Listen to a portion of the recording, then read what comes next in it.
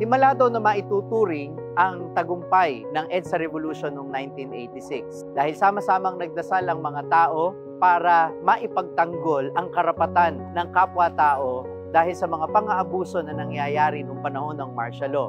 Kaya lagi nating isipin na ang himala sa EDSA ay hindi lang yung pagpapatalsik sa makapangyarihan, kundi yung pagkakaroon ng malasakit sa puso ng mga tao sa kanyang kapwa Pilipino. Pinapaalala sa atin ng Ebanghelyo na kailangan nating ipaglaban ang katarungan. Pero ang katarungan ay hindi nakakamit sa pamamagitan ng karahasan.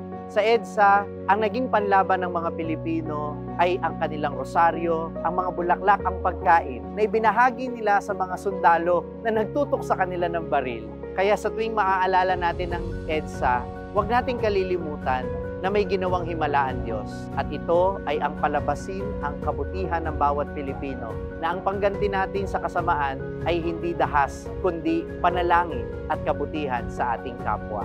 Ang mensahe sa atin ng Ebanghelyo, maging mahabagin tayo tulad ng ating Ama. Lahat tayo pwedeng magbagong buhay, lahat tayo pwedeng magpakabuti, kaya nagpapatawad tayo at bibigyan natin ng pagkakataon ng iba na maging mabuti rin sila.